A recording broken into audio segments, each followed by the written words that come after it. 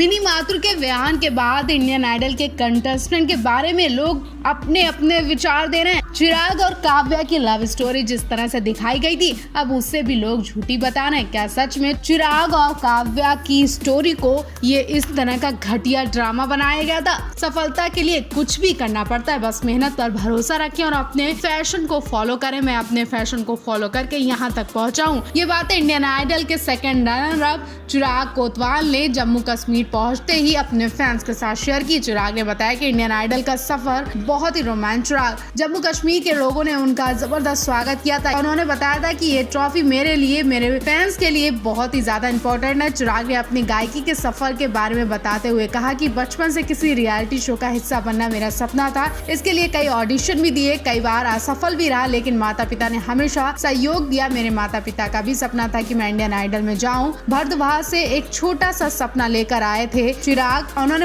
Indian Idol के मंच पर खूब मेहनत की और उनका नाम काफी दिन तक चर्चा में बना रहा। सबसे ज्यादा चिराग का नाम काव्या के साथ जोड़ा गया। कई बार स्टोरी दिखाई गई, इसमें दिखाया गया था कि काव्या ने चिराग को रिजेक्ट भी कर दिया था जब चिराग ने प्रपोज किया था। क्या सच में चिराग की टीवी पर इस तरह की बेइज्जती आप सभी को अच्छी लगी होगी? जम्मू पहुंचने पर चिराग के स्वागत में भाजपा के वरिष्ठ नेता और पार्षद संजय कुमार ने भी उनका जोरदार स्वागत किया और उनकी तारीफें की। मैं आपको बता दें, चिराग ने शो से निकलने के बाद अभी एक बार भी काव्या का नाम नहीं लिया। क्या सच में चिराग और काव्या की स्टोरी सच थी या फिर इनसे भी दिखावा करने को बोला गया था? आप इस बारे में क्या कहेंगे? कमेंट बॉक्स में जरूर बताएं।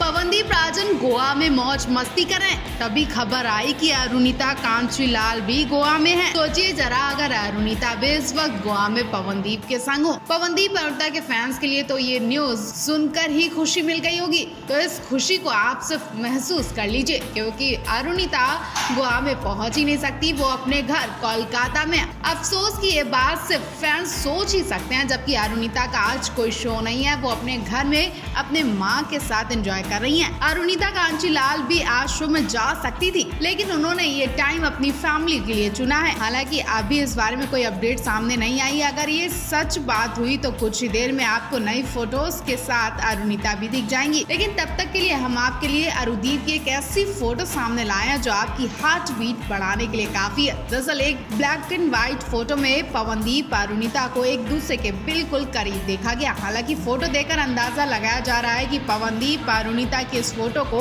एडिट किया गया, जिसमें पवनदीप अरुणिता एक दूसरे को देखे ही जा रहे हैं और फोटो के कैप्शन में अरुदीप लिखा है। मतलब साफ है कि फैंस भी इन्हें हमेशा एक साथ देखना चाहते हैं। अब भले ही फोटो एडिट की हुई है या फिर फेक है, लेकिन फैंस को इन्हें एक साथ देखकर ही तसल्ली मिल जाती है। इतना ही नहीं, फोटो पर लोग कमेंट भी कर रहे हैं कि क्या इनका नया गाना रिलीज हो रहा है। हो सकता है कि अरुदीप का नया गाना भी रिलीज हो रहा है, क्योंकि काफी टाइम से ये ब्रेक पर है और उस ब्रेक में इन्होंने अपनी शूटिंग की हो और कई सॉन्ग इनके पेंडिंग में भी हैं और जल्द वो रिलीज भी किए जाएंगे। बात ये भी है कि पवनदीप अरुणिता ने कई गाने शूट कर लिए और किसी भी दिन इनका गाना रिलीज हो सकता है। भारतीय गीतकार और सिंगर देवस्मिता राय, जो इंडियन आइडल 13 शो की ट्रॉफी जीतने से बस कुछ ही कदम दूर रह गई थी। Debasmita singing reality show Indian Idol के 13वें सीजन में अपनी परफॉर्मेंस की वजह से काफी फेमस हुई। देवस्मिता राय भारत में एक फेमस सिंगर है।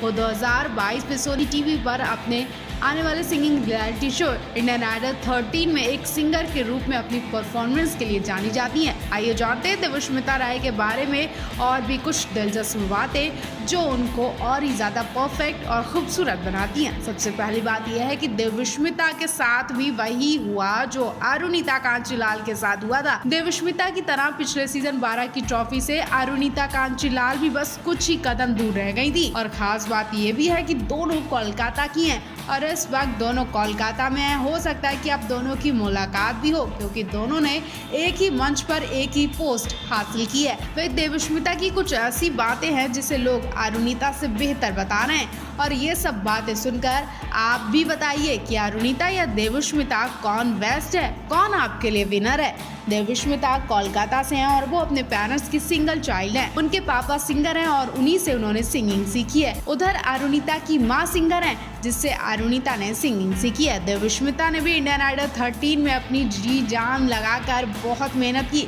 लेकिन उनका विनर बनने का सपना अधूरा रह गया। ऋषि के बारे में तो हर कोई पूछ रहा है, हर कोई बातें कर रहा है, लेकिन एक लड़की भी है जिसका कोई जिक्र नहीं कर रहा, और वो है देवष्मिता।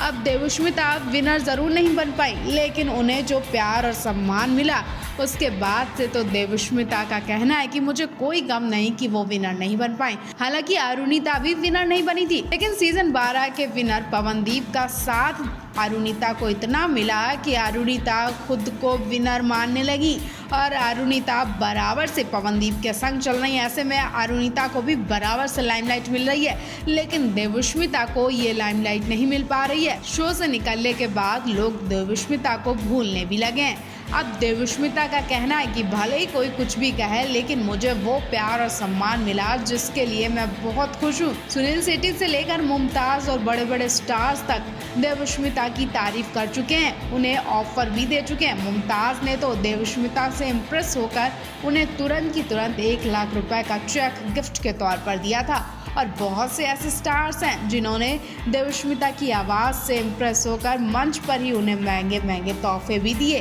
तो देवष्मिता या अरुणिता कौन है आपके लिए बेस्ट? कमेंट बॉक्स में ज़रूर बताएं। इंडियन आइडल 13 का सफर खत्म हो चुका है और सब अपने घर पहुंच चुके हैं, लेकिन इस मंच के सिंगर्स कुछ ऐसी यादें छोड़कर गए हैं जिन्हें लोग भूल नहीं पा रहे हैं। बार बार इन सिंगर्स का चेहरा सामने आ रहा है। जब जब किसी स्टार की खूबसूरती की बात हुई है तो शो के विदिप्ता नाम की सिंगर ने सबका दिल खींच लिया। विदिप्ता की खूबसूरती से हर कोई खुश हुआ। विदिप्ता की खूबसूरती ने हर किसी को अपना दीवाना बना दिया। विदिप्ता का नाम सबसे पहले लिया गया। विदिप्ता की खूबसूरती के कई लोग कायल भी हुए और कई स्टार्स ने विदिप्ता को मंच पर अपनी फिल्मों में ऑफर भी दिया। इतना ही नहीं, रामदेव बाबा ने भी अपनी कंपनी का ब्रांड एम्बेसडर बनाने की बात कही। रामदेव बाबा ने कहा था कि विदिप्ता हीरोइन लगती हैं, उन्हें एक बार मैं भी मौका देना चाहता हूं। उन्होंने विदिप्ता से रिक्वेस्ट करके कहा कि उनकी कंपनी में सहयोग दें, और उन्होंने ये भी कहा कि फिल्म इंडस्ट्री में उन्हें जरूर एक बार ट्राई करना चाहिए। इतना ही नहीं, कई बार विदिप्ता और ऋषि की लव स्टोरी बनाने की भी कोशिश की गई। कई बार विदिप्ता ऋषि के अफेयर पर कहानी भी बनाई गई। आदित्य नारायण तो कई बार दोनों पर तंज कसते दिखाई दिए, लेकिन नटखट अंदाज वाली विदिप्ता हमेशा से हंसकर जवाब दे देती थी और कुछ बात नहीं बनी। लेकिन अब विदिप्ता ने शो से निकलते अपने दिल की बात कही है। विदिप्ता ने इंस्टा पे एक वीडियो शेयर किया जिसने सभी की धड़कनें बढ़ा दी हैं। विदिप्ता अपने घर पहुंची तो उन्होंने फ्री होकर एक वीडियो शेयर किया। उस वीडियो में वो क्या बोल रही हैं, चलिए सुनाते हैं। पहले तो लोग उनकी वीडियो देखे बिना ही उनकी खूबसूरती की तारीफ करने लगे। वाकई सुबह के वक्त विदिप्ता बिना मेकअप के दिखाई दी। विदिप्ता के नेचुरल लुक ने सभी को हैरान कर दिया। वीडियो में विदिप्ता बोल रही है कि जो खुशी मुझे मिली है उसके लिए आप सबको धन्यवाद बोलना शायद आपके लिए छोटी बात होगी, लेकिन मेरे लिए बहुत बड़ी बात है। पहले सिलेक्शन होना, फिर 1-2 शो करने के बाद टॉप 15 में जगह मिलना, उसके बाद टॉप 10 में जगह मिली, फिर 8 में मिली और फिर टॉप 6 में चौथा स्थान मिला है, जो कि विदिप्ता के लिए बहुत बड़ी बात है। विदिप्ता बोलती है कि वो आइडल की टीम को बहुत धन्यवाद बोलना चाहती है और बहुत मिस भी कर रही है। अब विदिप्ता ऋषि सिंह की भी बहुत तारीफ करती दिखाई दी। क्या ऋषि सिंह को विदिप्ता याद कर रही है, उनके संग शो करना चाहती है, उनसे मिलना चाहती है? क्या वाकई विदिप्ता और ऋषि की लव स्टोरी सच्ची वाली लव स्टोरी थी? आप भी इस पर अपनी राय जरूर दें।